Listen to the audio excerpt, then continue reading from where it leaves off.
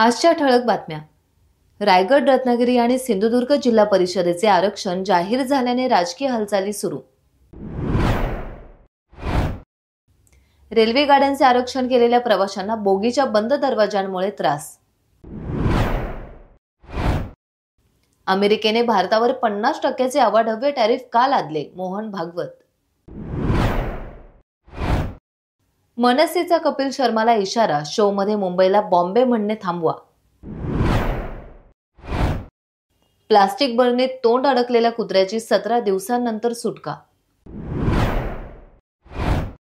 स्थानिक स्वराज्य संस्थांच्या निवडणुकीत रत्नागिरी जिल्हा परिषदेचे अध्यक्षपद हे नागरिकांचा मागास प्रवर्ग महिला यासाठी आरक्षित झाले आहे, तर सिंधुदुर्ग आणि रायगड जिल्हा परिषद अध्यक्षपद सर्वसाधारण जागेसाठी राखीव झाले आहे.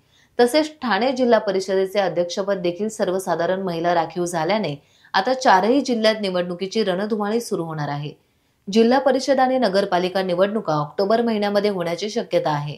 ठाणे जिल्ह्यात उपमुख्यमंत्री एकनाथ शिंदे तर रायगड जिल्ह्यात सुनील तटकरे विरुद्ध भरत गोगावले यांच्यात चढाओढ राहील.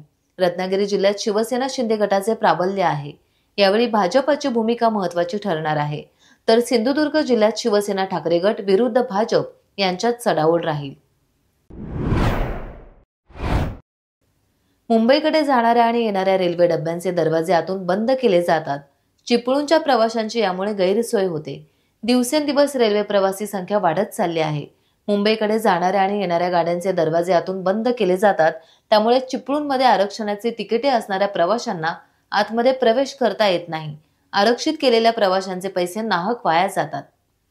कोकण रेल्वे अन्याय निवारण समितीचे अध्यक्ष शौकत मुकादम यांनी कोकण रेल्वे प्रशासनाचे याकडे लक्ष वेधले आहे. राष्ट्रवादी स्वयंसेवक संघाचे प्रमुख मोहन भागवत यांनी अमेरिकेने भारतावर लादलेल्या 50% टॅरिफवर पहिल्यांदाच प्रतिक्रिया दिली आहे. देश मजबूत झाल्यास त्याचे काय होईल याच्या भीतीने भारतावर टॅरिफ लादण्यात आले आहेत. अशा कृती स्वयंकेंद्रित दृष्टिकोनाचे परिणाम आहेत. जगातील लोकांना भारत मजबूत झाला तर काय होईल याची चिंता वाटते, असेही भागवत यांनी ब्रह्माकुमारी विश्वशांती स्थापना दिनी बोलताना सांगितले.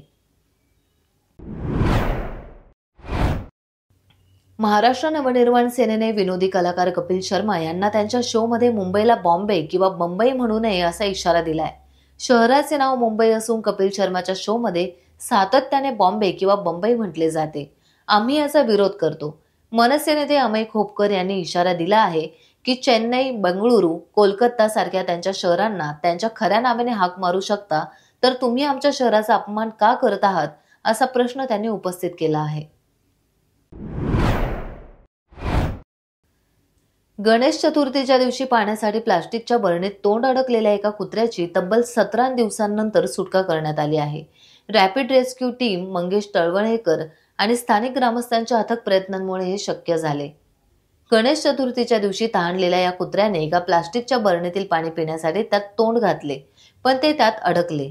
तोंड बाहेर काढण्यासाठी त्याने खूप प्रयत्न केले, मात्र त्याला यश आले नाही. ग्रामस्थांनी त्याला मदत करण्याचा प्रयत्न केला, पण तो त्यांना पाहतच पळ काढायचा. त्यामुळे ग्रामस्थही हताश झाले होते. सावंतवाडी तालुक्यातील निरवडे कोणापाल येथे हा प्रसंग घडला. अखेर विठ्ठल रखुमाई शेतकरी संघटनेचे अध्यक्ष मंगेश तळवणेकर यांना याबद्दल माहिती मिळाली. त्यांनी तात्काळ वन खात्याच्या रॅपिड रेस्क्यू टीमचे बबन रेडकर यांच्याशी संपर्क साधला. त्यानंतर रेस्क्यू टीम आणि स्थानिक ग्रामस्थांनी मिळून कुत्र्याला पकडण्यासाठी प्रयत्न सुरू केले. सुमारे 2 तासांच्या प्रयत्नांनंतर कुत्र्याच्या गळ्यात एक गोल वायझर अडकवून त्याला पकडण्यात आले. त्यानंतर काळजीपूर्वक ती प्लास्टिकची बरणी कापून कुत्र्याची सुटका करण्यात आली. टाइम्स डिजिटलला लाईक करा, शेअर करा, सबस्क्राईब करा आणि बेल आयकॉन दाबायला विसरू नका. Times digital.